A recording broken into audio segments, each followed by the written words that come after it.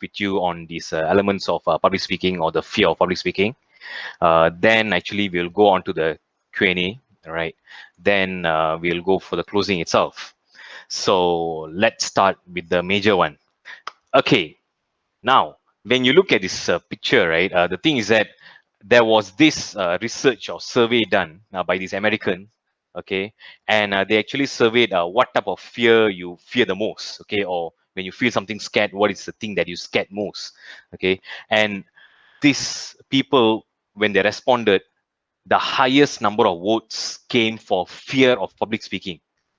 I thought maybe, some people will be scared of bugs or cockroach, spider, or some people will be scared of heights, or some will be even scared of death, commit suicide and stuff. But the number one fear in the world is actually public speaking. Okay, going up the stage, holding the mic and talking to people or presenting to people. That is the highest number of votes received. Okay, so it means people are willing to actually hold the snake or even look at the bugs compared to holding the mic and speaking in front of people. Okay, so the next thing is this fear of public speaking is actually called glossophobia. Okay, so this is the scientific name for it, where it's called a glossophobia. And the thing is that it's not something new for people to have this. It's common. Okay, having fear in public speaking, or let's say going on the stage, okay, it is common. So when they did another survey, whether is it men or women having the fear, it's actually both. Okay, 75% of the women surveyed, they have fear in public speaking. And when they look at men, it's the same thing, 75%. So regardless of men or women, you still have the fear. But then they wonder, other 15%, or sorry, 25%, do they really have the confidence, or are they trying to, have that overconfidence kind of thing? But actually, that other 25% are lying. So in truth, 100% of the people have fear. Regardless you have full confidence or not, you have fear. Okay, not to worry. The thing is that even when we look at famous personalities like the national badminton player Lee Chong Wei, he still has fear. The former Indian cricket player Sachin Tendulkar, he has fear. Even one of the famous guitarists Keba Jeremiah, he has fear. But these people knows how to control the fear. Okay, that's the thing. They know how to control and try to reduce and shift the focus to their performance. Okay, so it's not that they don't have the fear. They know how to actually reduce the anxiety and focus on the main objective or the agenda for the day. Okay, so what are the types of the symptoms of fear that you will see? Usually what happened was, this was when I was in standard 5 or my 5th standard, where I participated in a speech contest organized by one of the Nagarta Sangam. Then when I prepared the entire script, okay, it was 2-page script. I prepared it, and when I went on the stage, my mind went blank. Okay, even the points I forgot. Okay, I got stuck for a while. Even people from the floor were shouting, "Come on, Mayor, you can speak, you can do it, you can do it." So just by their support and motivation, I managed to continue with few pauses or few kind of interjections. Okay, it's because I had that fear, I had that anxiety, I so-called like freaked out. Okay, and the second experience I had was in my Form 3. Okay, it was the high school. It was called ninth grade. So at that time, it was similar. It was on my education center, where I went there during my weekend class. I went on the stage. The teacher told me, since you can talk a lot, you are going on the stage, you're going to present a speech. And there were 400 students looking at me. They were my classmates, they were my friends. But the thing is that it was a mixture of gender. It was male and female. The thing is that when I went on the stage, it was hot. Okay, it was like 12 p.m., hot, scorching sun, yet my legs were shivering, all right, and my palms were sweating. And there I realized I could speak, but my eye contact were not at the audience. I was just looking at the roof. Okay, so I was more looking up rather than looking at the people. Okay, so this was the anxiety I had. And the third experience I can share is this was during my sixth standard, where actually on Monday we usually have a general assembly, okay, where we usually sing national anthem, and the teachers usually give their usual speeches. Okay, so what happened was on that particular day I came 5 minutes late, okay, for the session, and my so-called the teacher, disciplinary teacher said, all right, since you came late, it's either you get the cane in front of the people, or you're going to say the Rukun Negara. Rukun Negara means a national philosophy. It's just merely 30, less than 30 words. It's just 5 sentences, less than 30 words. You're going to say that. Okay. So that cane, actually, it was a 50-50 thing. Either I take the cane, the beating, and I go off, or I hold the mic and speak, say that 30 words kind of a national philosophy. Okay. So I took the risk. I went and strolled the national philosophy. Okay, the national philosophy only took me 1 minute, and the best part, it was already written on the stage. Okay, so I just need to read it. But even reading it out actually created an anxiety in me, because there were 600 students looking at me, including 40 other teachers. So the eyes were looking at me. So that actually made my stomach shrunk, and my heartbeat started beating rapidly. Okay, so these were the few instances that I faced. And apart from that, last year there was this IBCN, okay, International Business Conference of Nagartar, happened in Chennai. So I couldn't attend, but I managed to watch it through YouTube. So few of the sessions, the speakers, before they started their session, they actually said, oh, this is my first time on the stage. I'm actually no experience holding, speaking in a conference, or speaking in front of the mic, okay, or speaking in front of a large group. So they had to start with those kind of so-called not positive sentence. Then they started presenting their materials. That's where there is a sense that they also have the anxiety or the fear. That's why they had to say that out. Okay, so the thing is that when you say stomach is shrunk, okay, or rapid heartbeat, sweaty palms, or shaking legs or hands, forehead is sweating, or mouths go dry, it is common when you have fear, anxiety, okay, or you freaked out going on the stage, looking at different people, okay, from different background. It is common, but it is normal for people. Okay, the thing is that you will definitely have butterflies in your stomach. But the thing is that you can always make it to fly in a rhythm, in a row. Okay, you can always do that. It's not that you can eliminate the butterflies. You can actually make them to fly in a uniform way. You can do that, right? So why this kind of fear? Usually, why people have this fear is they scared they might forget their script or the points. It's common. Okay, even during my exam, university exam, there was this first year, I actually studied very hard, but I skipped one of the topic. Okay, because I thought I was in a so-called gambling mode. This would not come out for the exam. So when I went to the exam hall, the examiner gave the exam script.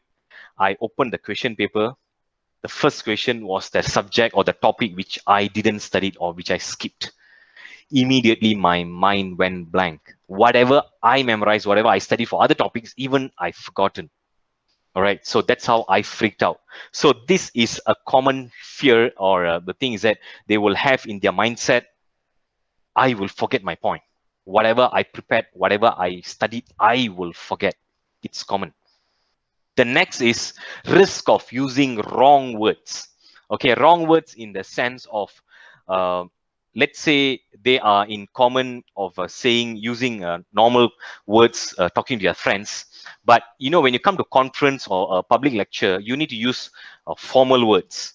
Okay, you cannot use mixture words. In Malaysia, they call bahasa pasar, where you actually mix up in Malay and English and stuff. But in a common international conference or international audience, you can't be doing that. Okay, so bahasa pasar means it's a market language where they mix up English and Malay, and sometimes they even mix up other languages or colloquial languages. It's common. Okay, so they just worry that they may mix up words, or they may lose of words. Okay, as I said, they may go blank. They just couldn't click the right words. Okay, this is common. And the next is language proficiency. Okay, just because English is not their mother tongue, English is not their first language, okay, or they may feel that I don't have a strong command of English,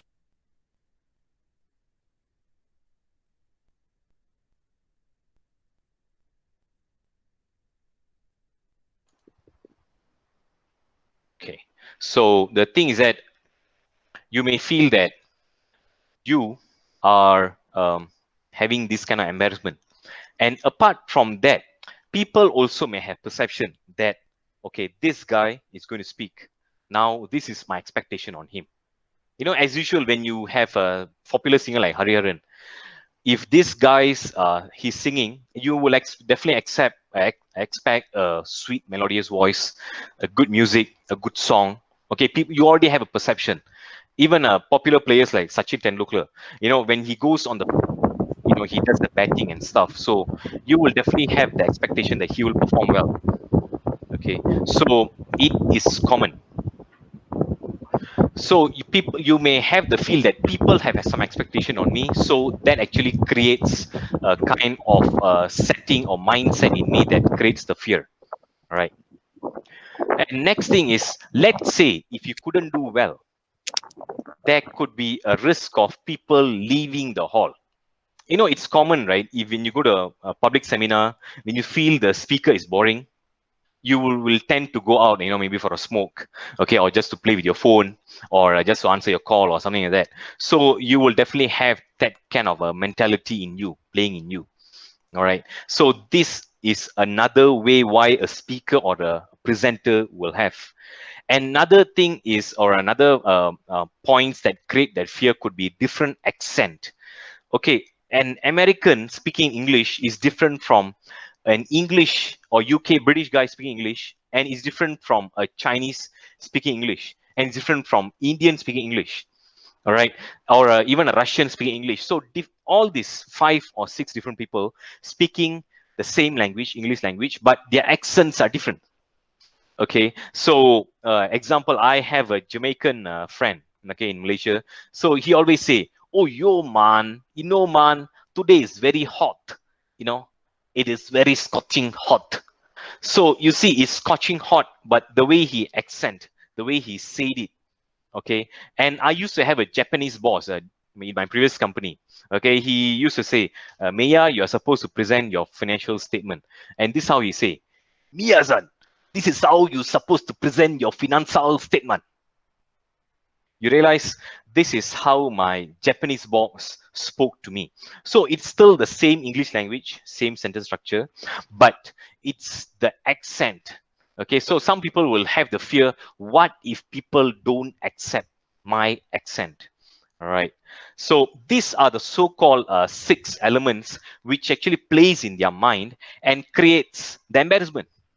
Okay, obviously, when you feel embarrassed, your value goes low. It means you lose your value.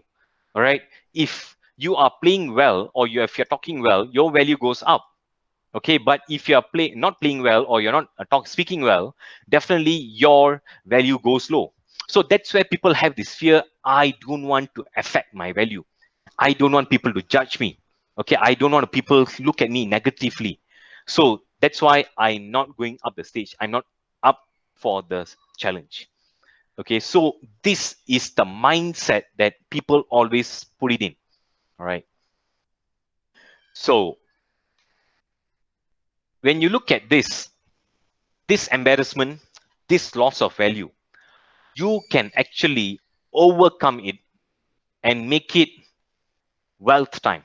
Okay, because the more stage time you have, it means it's equivalent to more wealth time. What I mean by wealth time is you gain your value. Okay, the second thing is you get more opportunity. Of course, when you present well, more organizations will call you, or even the same organization, same group, or same community will call you again or invite you again to speak again in another session or another season or something. Okay, so the thing is that you will get chances to get more, okay, to appear yourself more. So it means you can actually turn your embarrassment or loss of value into your stage time and wealth time, where you can earn value, increase your value, okay, increase your popularity, I can say. All right, it means if let's say you're an Instagram account holder or a Facebook account holder, you can have more likes, more fans, more followers, okay, and you can get more opportunities to speak. All right. So, as I said, people are your ambassador, like what I shared last week. It means when you do something negatively, they will also share. When you do something positively, they will also share.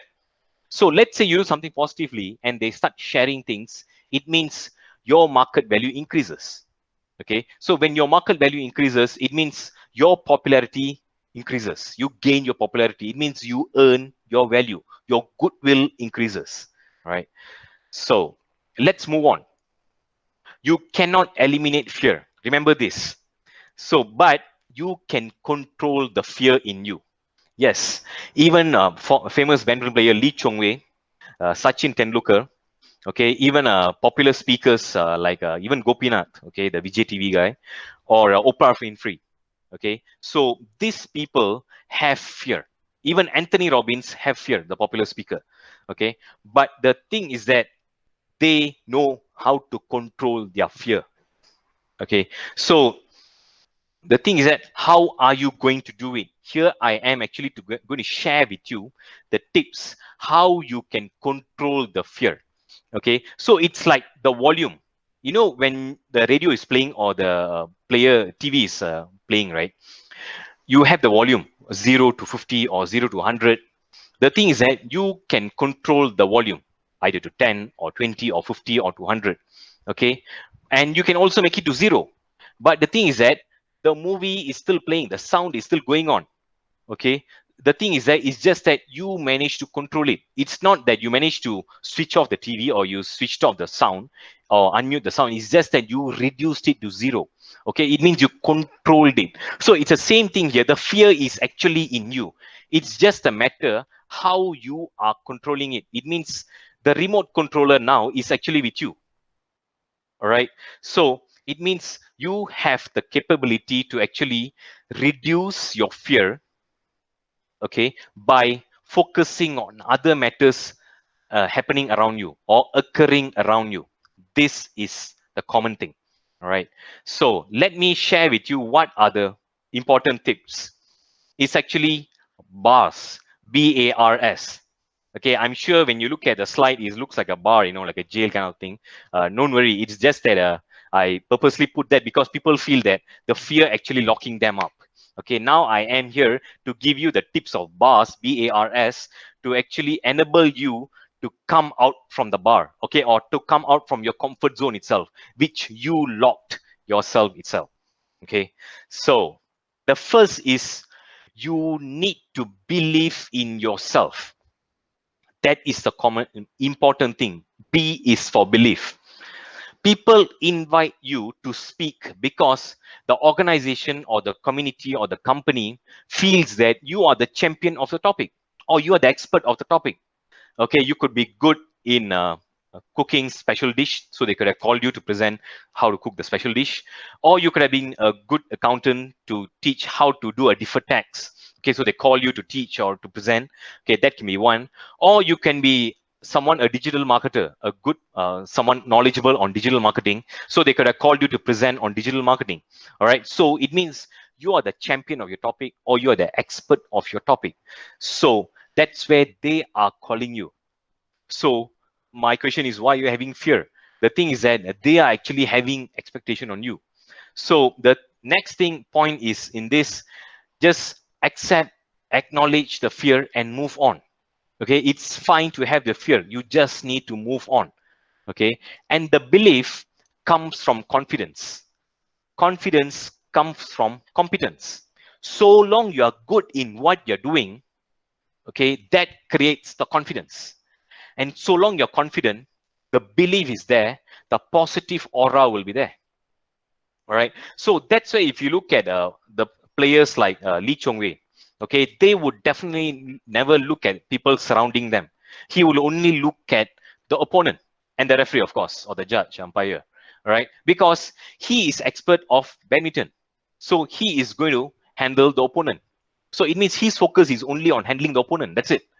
Time to time, he'll get some feedbacks from the coach. That's it. So he would not focus on anything else. It's just focusing on the opponent itself, focusing on your point. So now, when people invite you to speak, you are going to present on the topic which you're expert on, just focus on your topic. That's it. All right. Regardless whether people are listening to you, people are looking at you, don't bother. Just present your speech. All right. And coming into this topic of belief, it's also how you structure your speech. All right. So make it interesting. As I shared last week, you must have your opening, body, and conclusion. You have your script. Okay. Make it interesting. Have an acronym. Okay. Or put in some humor or jokes. Make it entertaining. So when you're able to hook the audience, they would definitely get hooked with you. So when they're hooked with you, then that's where your confidence increases to the next level, and that's where your game is on. All right. So the first tips I give you is belief. It's in you, in your mindset. You are the champion or the master of the topic, not the audience. You are there to actually share your knowledge with the audience. That's it. So don't worry on that. Next is action. All right. You see, you always have the fear that people are looking at me. Okay, people are focusing on me. 100 eyes, 100 pair of eyes are looking at me, or 200 pair of eyes are looking at me. Okay, or even when I presented one of the presentation at a KL Convention Center. If you've been to KL, there's KLCC, there's KL Convention Center next to it. I was one of the moderator in that big hall where you had 4,000 people. And if you've been to that hall is actually at two levels. Okay, you have people at the ground floor, and you also have people at the first level. So it means when I present, I must look at people at the top floor and also at the ground level. Okay, so because 4,000 pair of eyes are looking at me, okay, so it means I need to engage them. Else, there is a tendency for them just to switch their focus to their mobile phone or your smartphone, and there it goes. Okay, so what I did was I went up, I asked them, first question is, how many of y'all had breakfast today? Please raise your hand up. And next, how many of y'all never have a breakfast? Please raise your hand up. So those of you who never raise your hand, are y'all lying? So that actually caught their attention. I engaged with them. Another method could be, I went to an so-called a show where Harid Iskandar was there. He actually, Harid Iskandar is a world champion of comedian. Okay, he's a Malaysian, but he's a stand-up comedian. He acts in a lot of Malaysian sitcoms and movies. So what he did was, he came on the stage, he just performed a drama, a act, a funny act. That actually caught everyone's attention. All right. And apart from that, I actually watched one of the show hosted by Hariharan. Actually, he was the main performer. Okay, it was a concert. What Hariharan did was, when the MC or the so-called master of ceremony didn't introduce Hariharan, what happened was they started playing the music. Hariharan came from the back and he started singing song. As you know, he's a singer, good singer. So he sang one of his popular songs, Vanilla Way, Vanilla Way. So he started singing that. So that actually caught everyone's attention. All right. So what is your task is engage the audience. That is your task. Okay. And the second method is, when people are looking at you, you can also look at people. How you can look at people or transfer the focus on people is engage in a dialogue. All right. So when I conducted a motivational session with among students, of course, there were 100 of students. So I asked them, what actually makes you to be demotivated? Can you put them down? So they actually started to write notes, and they started to write. So it means I get a free time playing around there. I can start looking at people, but people are not looking at me. And next is, when I have short sessions, how do you answer telephone calls? Maybe you can share your experience. So I let the audience to actually share their experience. Okay, so it same goes to even Anthony Robbins or Les Brown, the international speakers. They also get the audience to engage with them, because otherwise it looks like one person is so-called lecturing. Okay, it should not be a lecture. It should be a two-way communication. All right, so that can be one. You get into a dialogue. Or the other part is, you ask them to write down notes. I've even been to training places where I conduct training to adults, and I stick actually a big size white paper.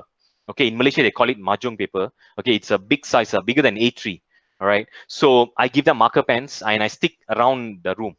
Okay, so I get them, rather than me giving the points, I actually throw them a question, get them to work in a pair or three or four.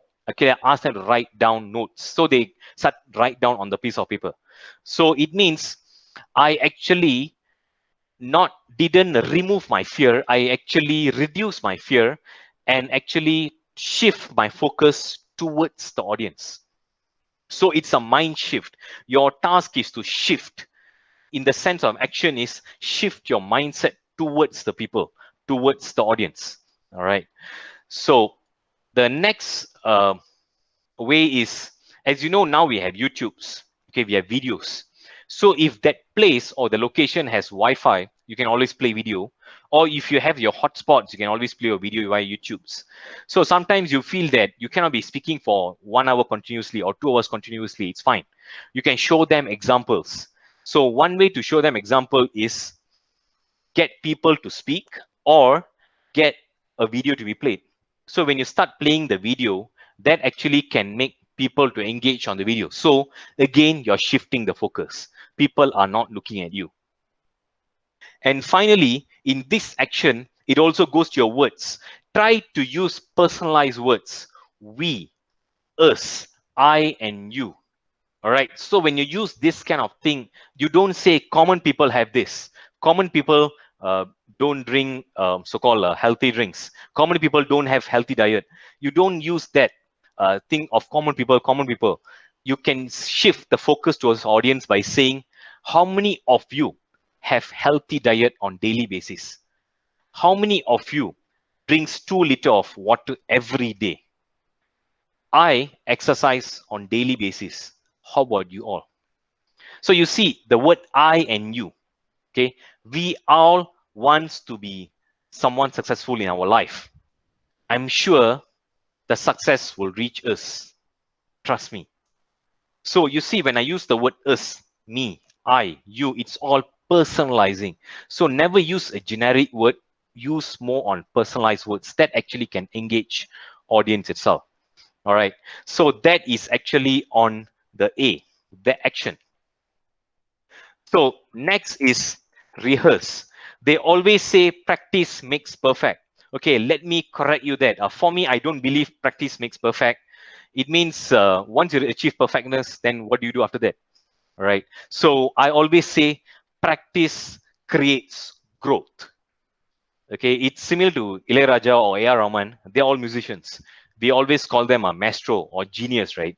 So even them, they are improving daily basis. Okay, day to day, they try to create something new.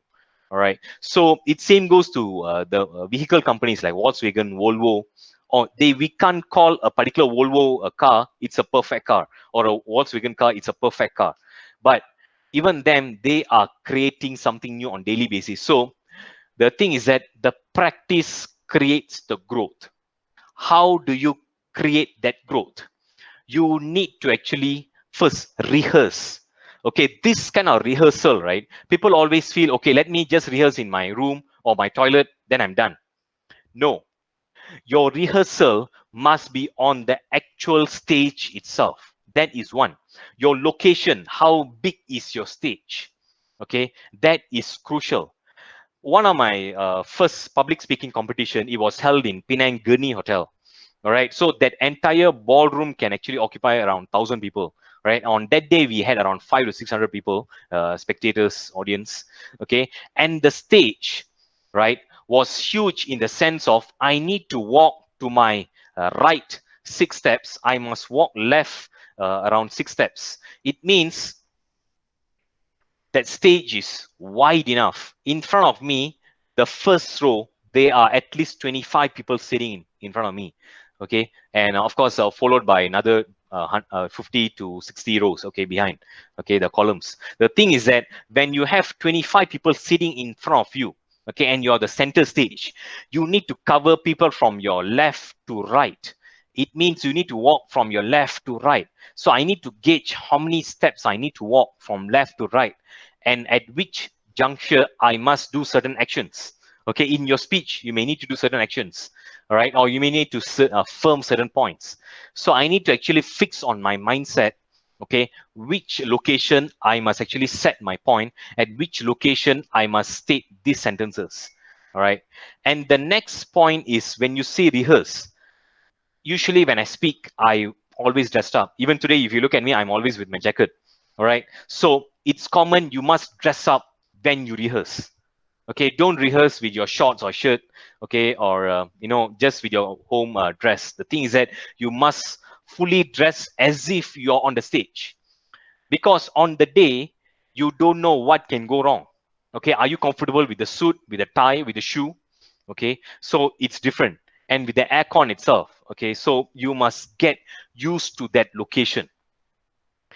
And the next thing is, what I was sharing with you was on the physical, okay, location, your dress. The next part is on your script, what you're going to speak on. Okay, some people will actually present PowerPoint slides, like what I'm doing now. Okay, so even today's PowerPoint slide, although I've spoken this matter before, even 3 years ago, 4 years ago, I've presented this topic. But even yesterday, I was re-editing these slides. Okay, good speech are not the one well written. Good speech are the one which is rewritten. Okay, so it means I will still go through my speech, go through my script, and still edit or add value wherever I can to make it more interesting, okay, to make it more practical, right? And finally, you have to record yourself. Nowadays, with the gadget, you have your tab, you have your mobile phone, okay, you can always record yourself, okay? And when you record yourself, there is tendency for us to look at the video by ourselves. What I'm suggesting is ask your friends to look at it. Okay, you can even upload to YouTube, okay, or send via WhatsApp or whatever. Ask for feedbacks. Okay, so different people, when they look at a different kind of idea, different kind of genre, okay, different type of scope, okay, they can give you different feedbacks. So I'm not saying that you must apply all the feedback. See which applicable for you, which is suitable for you, or which is practical for you. All right, so you can actually apply those kind of points in your speech. Okay, and another tips I can share is don't have your entire script written. When you have your entire script written, what will happen? You will have a tendency to read from the script. When you read from the script, you will get disconnected with the audience. When you get disconnected with the audience would not focus on you. They will start focusing on something else. Again, it'll go back to the embarrassment. Okay, when you go to embarrassment, reduces your value, there it goes. Okay, so what I always suggest is get it in point system. Some will call it skeleton speech, some will call it point form. Okay, so just include merely your clear or your short sentences. Okay, your important points to do. Sometimes what I will do is when I present in front of people, there is tendency for me to write on my palm. You see, when I write on my palm, only I can see. No one else can see. Okay, and I just need to peep on my palm. Okay, or even on my wrist. Okay, so the thing is that these are the so-called tips, how you can, or tips or tricks, how you can actually try to get your points on place without missing them. All right. And this was the R. Finally, we go to the S. Okay, S is on your stretching. The thing is that I'm sure some of you will exercise. Okay, some of you does yoga on daily basis. That is good. Okay, physical exercise actually enhances your body posture, your speaking command, okay, your voice, your diaphragm, okay, or even your vocal cord. All right. So even if you're a singer, okay, so it's good because it opens up your vocal cord. That's fine. But the next thing is before you go on the stage, especially early morning. Okay, let's say the session starts at 9 o'clock and yours the first session, or the session starts at 2 p.m., which is after lunch, and that's your first session after lunch. Okay, these two timing are the most challenging timing in a speaker's or in a conference or a seminar. Okay, because the audiences are not warmed up. Same goes to you, but you cannot expect the audiences to warm up, but you need to warm up yourself. So what you can do is you can do a slight stretching for yourself. Okay, just stretch your arms, okay, your hands, push it to the side, okay, push it to up, okay, or you can even jump from the spot, okay, something like skipping but in a slower movement, Okay, so this is one way to stretch your fingers, your arm, your shoulder. All right, this is one way. And next is when you are in the waiting room back on the stage. Okay, try to visualize how the conference is going to be. You know, usually it's 5 minutes or 10 minutes before the conference, or even 1 hour before. Try to imagine how is the conference going to be. It's going to play in your mind. Okay, so you put a setting in your mind. This is how it's going to be. You just close your eyes. Okay, you just try to mesmerize how is it going to be. Okay, when you visualize things, at least you know how the flow goes. All right, and you try to play your points within your mind. Okay, so that is another way. And next is on your voice exercise. All right, so of course in the early morning it's very difficult for us to get our voice warmed up, or even after lunch, especially after heavy meal. Although I suggest speakers should not have heavy meal before you speak. All right, just have just enough. All right, but nevertheless you just need to try to have your voice being exercised. Okay, so one way is have this nursery rhymes like do re mi. Okay, a doe, a deer, a female deer, this kind of a nursery rhymes. Or Baba Black Sheep is even good. Okay, because this actually opens up your vocal cord. Or another way is try to raise your A, E, I, O, U. Okay, your vowels in a different tone. Okay, example, A, E, I, O, U. So when I come to U, I try to stretch it long. Okay, when I say A, I try to increase my volume. When I say E, I try to reduce my volume.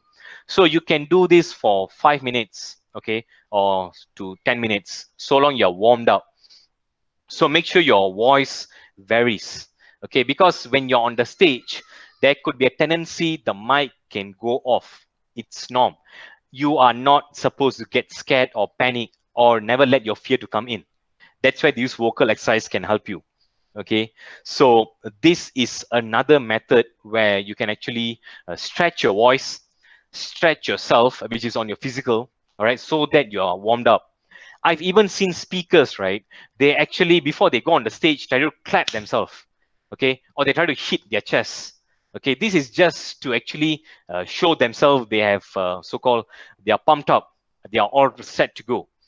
Or, you know, I used to be a runner. So when I go to the stadium, I was at the 800-meter track.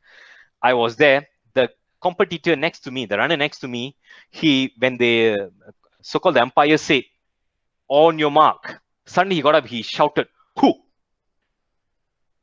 Then next is, he started clapping. So that clap actually created fear in me because I was standing next to him, the next lane. All right. So of course, the guy couldn't do well. I managed to overtake him at the end of the day.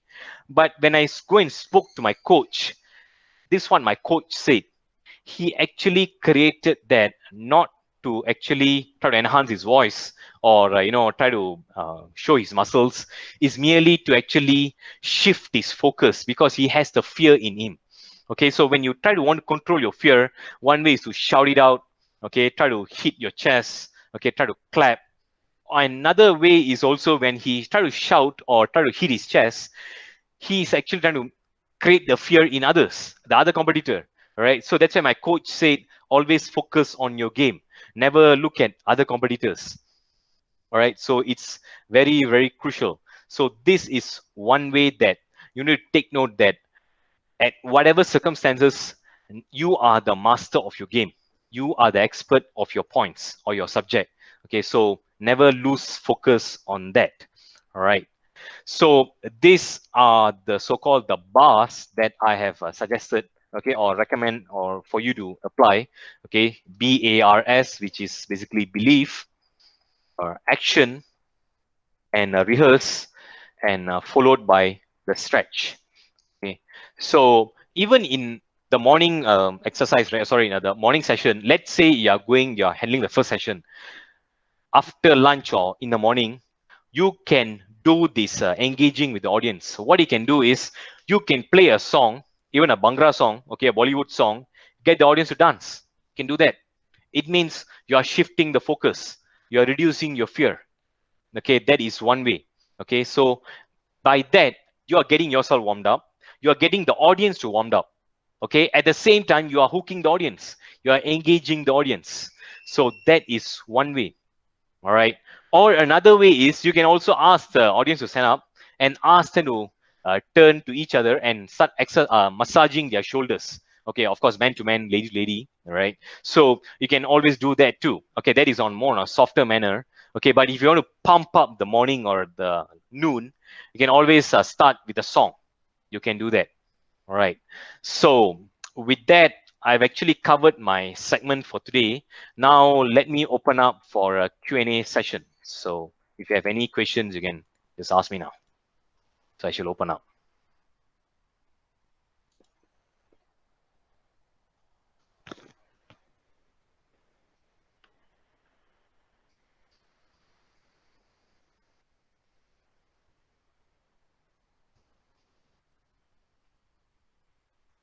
Any questions?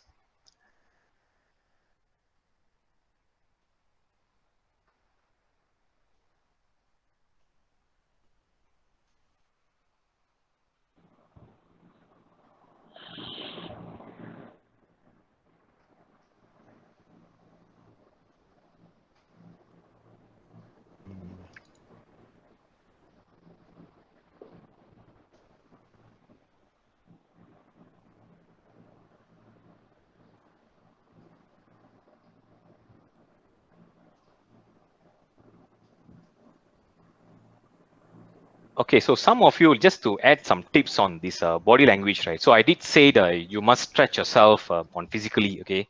So if you're good in yoga, you can apply that, 5 minutes before or 10 minutes before. Okay, apart from that, what you can do is, the thing is that once you're on the stage, you are the one controlling the stage. Okay, as the saying goes, for a speaker, the stage is your world. Okay, for a normal people, the world is a stage, right? But for a speaker, the stage is your world because that's what going to create your value. That's what going to create your brand. Okay, that's what going to create an identity for you. So you as a speaker, the stage is very crucial. So it means your body structure. Okay, you must have a strong posture. You cannot be bent, okay, or you cannot be slanting this way. All right, so you must have a strong posture in you. All right, so if you look at the famous speaker like Gopinath on Vijay TV, all right, so that guy has a strong posture. All right, he never bent on someone. All right, and the same goes to Anthony Robbins or Les Brown. Okay, so these people, they have always have a strong posture. Okay, and especially some people always say by going to gym or doing some workouts can actually enhance your body posture. Okay, I can agree to that because it's not only going to gym, it's actually exercising, either involving any sports. Okay, so long you're into sports, that can actually enhance your breathing structure. Okay, you can breathe in, breathe out, you can breathe in for longer. When you can breathe in deeper, it means you have more oxygen. When you have more oxygen, you can speak more words without a break. Okay, so that's where the sports can actually help you on the breathing structure, right? And apart from that, that body structure, right? When you go to gym or play sports, that can actually make you even fitter. You look better. So when you tend to look better, all right, the thing is that you have tendency to get connected with the audience. So you feel confident. The aura is there, okay? And the same time, when your voice becomes more solid, okay, so that is one thing for you or one so-called tips for you share. All right, and apart from that, your eye contact also is crucial. As your room, you have 6 different dimensions, right? So, or sorry, you have a big room which you have 1,000 audience. You can break it into 4 dimension or 6 dimension. So you look at each and every quarter, 3 seconds, 3 seconds, 3 seconds. Okay, so by that you're actually focusing on different audience target, okay, or the audience group, right? So especially when I was in KL Convention Center, where it's a 2-tier conference room or a ballroom, right? Where I need to look at people at the ground level. Okay, there are 2,000 of them, and I have to look at the first level. There are also 2,000 of them. So I must actually gauge both the people. All right. So I do have some questions on the chat box. Okay, let me answer the first one. Can we use this method for students' bars?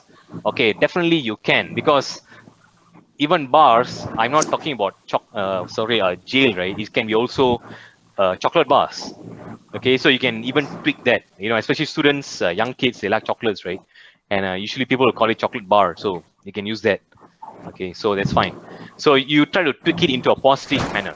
All right. So that is one way.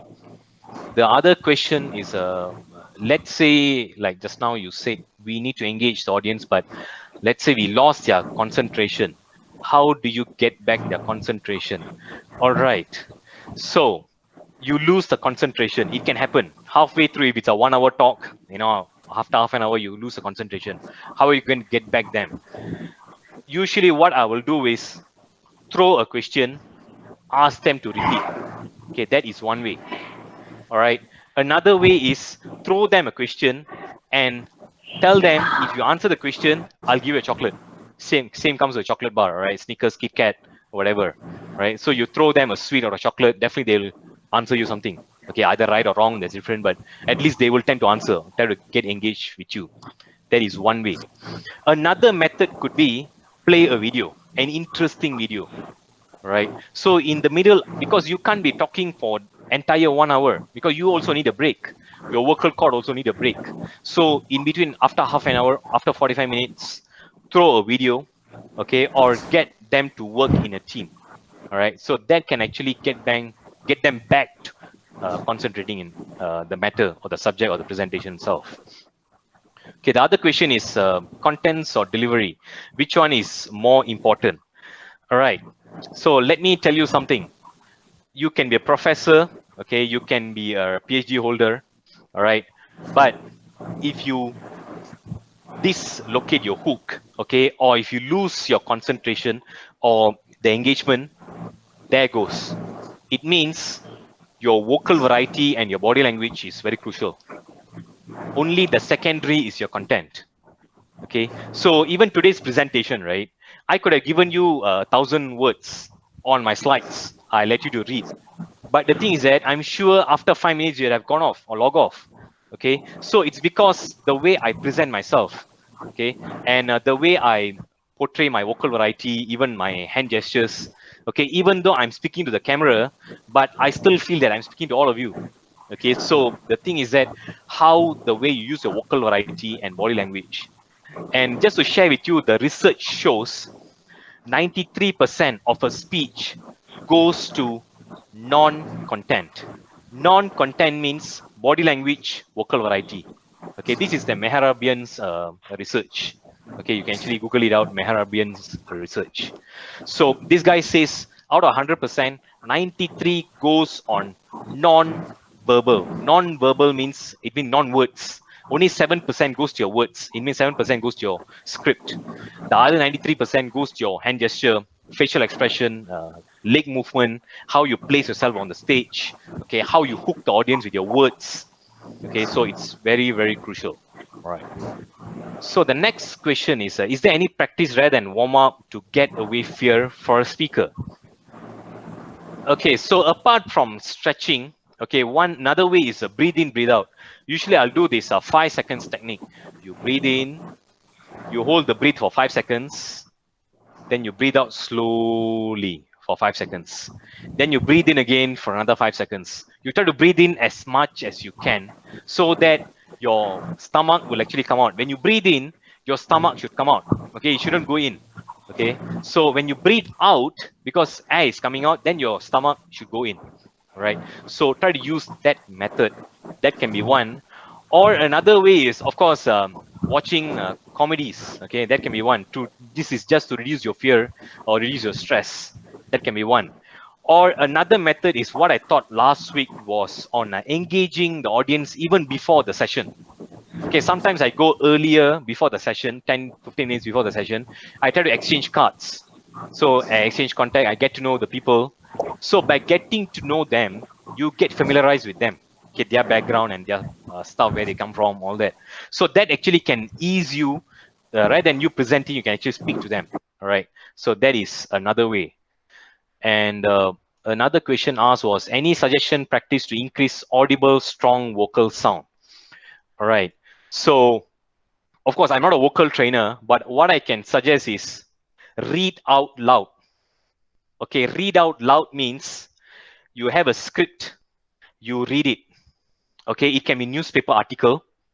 Okay, it can be a storybook. You read out. Okay, so this is like, you know, when you're in your first standard or second standard, right? When the teacher asks you to stand up and read the paragraph or the sentence. Similar. The problem is during our primary school, we tend to do that.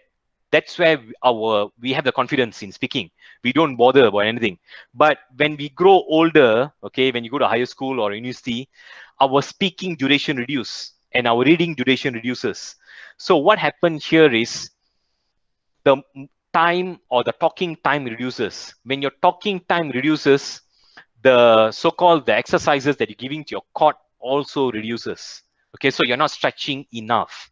So what I can suggest is, if you have an article, storybook, read out loud for 5 to 10 minutes daily basis. Okay, so that can actually increase your vocal cord and also your pronunciation, your enunciations. All right. So the next question is, how important is grammar during public speaking? All right. The thing is that I'm not, as a speaker, they expect you to be strong in your points. Okay, let's say you're an accounting lecturer or a speaker, they expect you to be strong in accounting standards. Let's say if you're speaking on programming, they expect you to be good in programming languages. But nevertheless, it's not necessary for you to be 100% perfect in your speaking, okay, in the sense of a grammatical language, because you're not there as a newspaper editor. Okay, you're not there as a newscaster. You are there as a speaker. It means try to apply simple languages. You see, I've spoken to people in Indonesia, people in India, okay, even people in Thailand, Singapore. The thing is that I tend to use simple languages. No, there is no need for you to use bombastic languages. Use simple language that can actually so-called help you with your so-called presentation. All right. So try to be simple as possible, simple sentence structures. Just like how I did my slides, right? It's very simple. I didn't use any bombastic languages. All right. So let's look at the next question. Does memorizing the speech help to let go glossophobia? Okay, definitely no. The reason because when you memorize word by word, imagine you forget one sentence in between. There goes, you are blank. So I always suggest don't memorize word by word, but memorize punchlines, memorize key points. Like today I gave bars, memorize the bars, B-A-R-S. Okay, B for belief, A for action, R for rehearse, S for stretch. Okay, this kind of a thing. And also when I say belief, you are the master of your topic. That's a punchline. Okay, so remember the punchlines. Okay, so confidence creates competence. These are punchlines. So the more you believe, the more you rehearse, the more confident you become. That is a punchline. Okay, so remember the punchlines. If you tend to memorize the entire paragraph, there it goes. Even famous singers, right, during the recording, they still have their script in front. Okay, but nevertheless, the things that they tend to memorize a song because they have been singing the song daily basis, so they have been doing that every day. So when you tend to practice 1,000 times or 2,000 times, then it's different.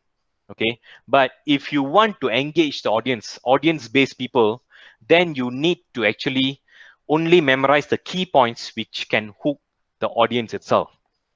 Okay, and people did ask me, how many times should I practice? Is it 100 times, 200 times? Actually, there's no fixed number. So long you're confident with your script, your points, you go ahead. All right. So people like Lee Chong Wei, his coach, Misbun Sidek, he will ask him to smash 500 times every day. 500 times. Okay, so that is his cap. Like, you know, Keba Jeremiah, the famous guitarist who plays for a lot of musicians, music directors, he's a guitarist. He has this thing called pick. Pick is the one that you use to play guitar. It's not through your finger. Okay, it's actually the thing, the so-called the instrument. So the pick, he will actually break it every week. The reason because that's how hard he practices. Okay, so the important thing I'm saying is practice until the time you feel comfortable. That is the crucial point here. Okay, so don't focus on others that just because the other person practiced 200 times, 300 times, you need to practice that number of times. No, so long I'm comfortable with my material, I'm comfortable with all the punchlines, the important points, I can go ahead. And I know the people, I can handle them. You go ahead. Right. So any other questions? We have like 4 more minutes to go.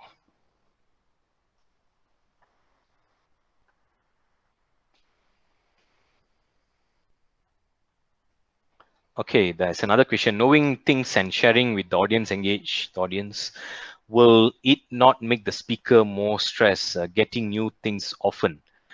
All right. So what I'm saying here is, when I used to go for certain seminars, before I speak, I tend to ask them, what do you do apart from work? Then they will say, oh, I play badminton, I go marathon. Then I catch their point. Some will say I cook. Okay, I do baking. So that is something. So if when you want to create a lighter moment, right, this is what you can do. You can actually hook on these lighter moments. You see, if you get more stressed, ladies and gentlemen, if you're more stressed, don't worry. We have our madam here. She cooks, she bakes. You can always have a cake. All right. So, ladies and gentlemen, if you feel you're so fat, we have Mr. So and so. He runs marathon every day. So let's join him. All right. So getting to know people actually sometimes reduces.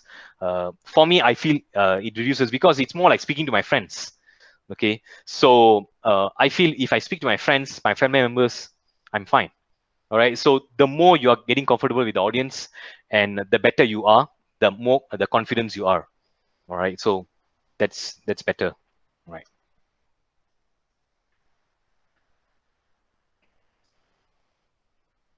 So any other questions?